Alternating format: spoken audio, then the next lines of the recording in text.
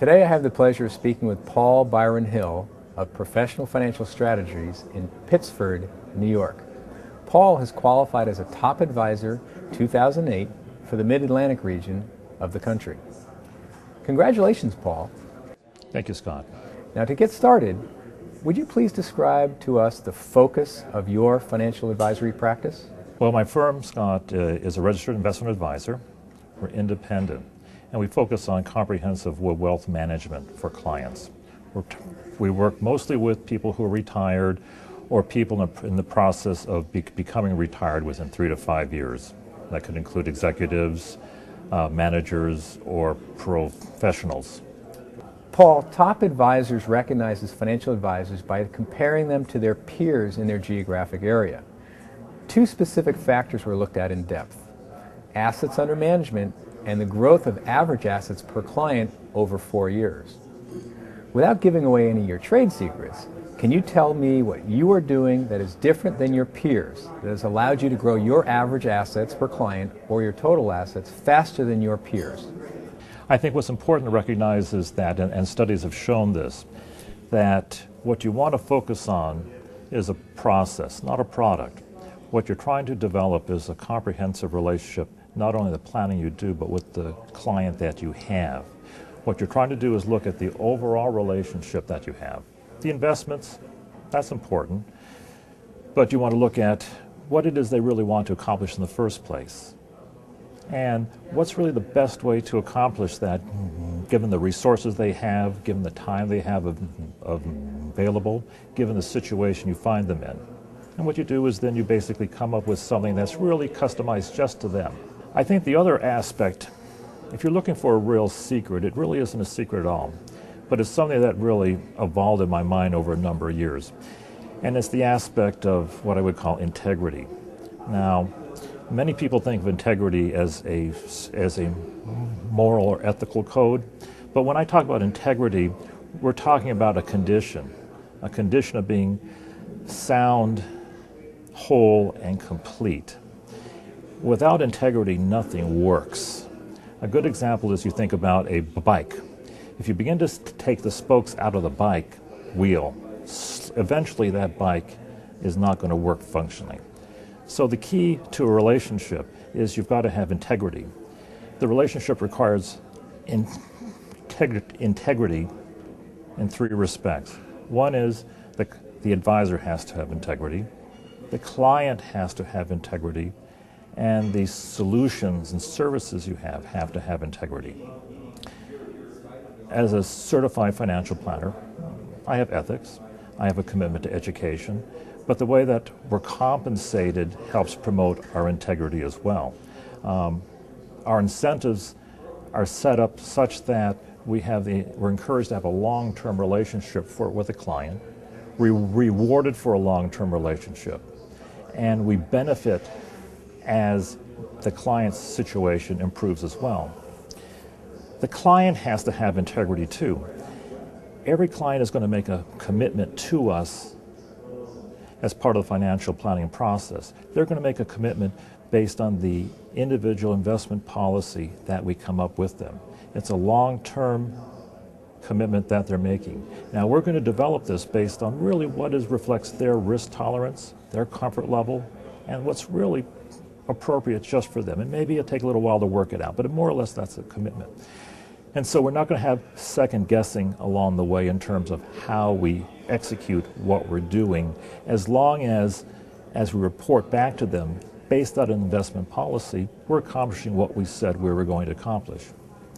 And thirdly, we need integrity in the solutions that we use.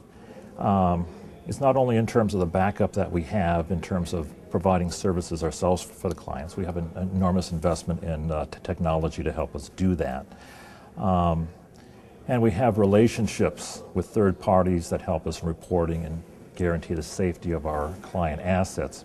But also in terms of the solutions that we use, these have integrity because these solutions are based on economics science, based on the ways that investors are reliably rewarded for investing, and we make sure that those are the kind of investments we use. when we put them all together, what we have is a result that's really bigger than the sum of the parts. And we can look back not just over 5 years or 10 years, but we go back nearly 20 years. And our clients, we really can't look back over that time where we really have not taken a client, brought them through the education, and brought them where we told them they were going to be.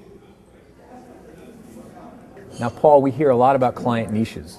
Some advisors develop client niches by lifestyle, such as retirees, or by professions, such as doctors or small business owners, or by culture, such as Hispanics, or lastly, maybe by client net worth, such as ultra high net worth or the mass affluent.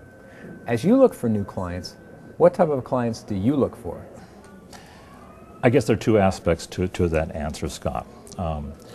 One, of course, we're looking mostly for people, as I said, who are retired or near retirement. Again, those are the people who really have the assets that we can really help. And they're a stage of life who are perfect for the kind of offer we offer. But again, I think it goes back to judging the client.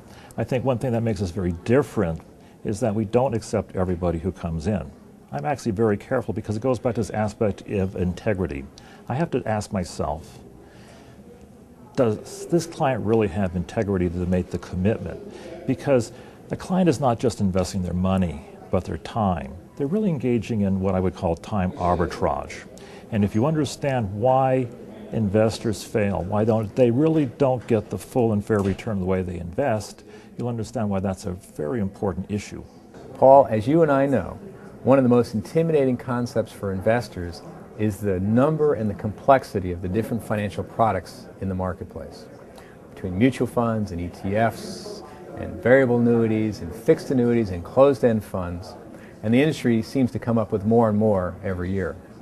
So are there any product types that you tend to lean towards or stay away from in working with your clients? I think you'd probably be pretty amazed based on the results my clients have enjoyed. I think part of what we're trying to promote as part of a relationship that has integrity is we have complete transparency with our clients. We make sure that they know all the time and can understand what it is they really have and how that what they have corresponds to the investment policy we set up in the first place. I know a lot of advisors focus on products, but again, we're focusing on a process. And essentially what we use are a specialized group of institutional class mutual funds that are restricted to a relatively small group of advisors who know how to properly use them. They're low cost, and they're constructed based on a great deal of scientific research that's come out over the last 20 years, and they match that up. And we can even test that ourselves to make sure of that.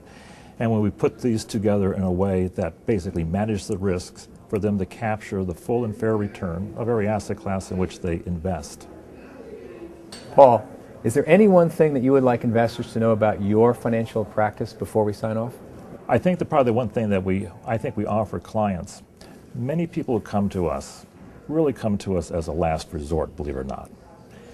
Usually about half the clients who come to us have had substantial losses, many in the 7-figure number. And it's astonishing. You would think this thing wouldn't happen. But I think what we help clients do is we really bring them through an educational process. We help them understand the nature of risk. We help them understand the nature of return. And we help them understand the nature of how they need to be invested to participate in the capital markets. In fact, as participants, there's a reward for taking risk the right way in the capital markets and for the right time. And there's no reason why any client can't participate in the returns that capitalism can create for us all. Paul, thanks for spending time with us today, and once again, congratulations on being named a top advisor for 2008. Thank you, Scott.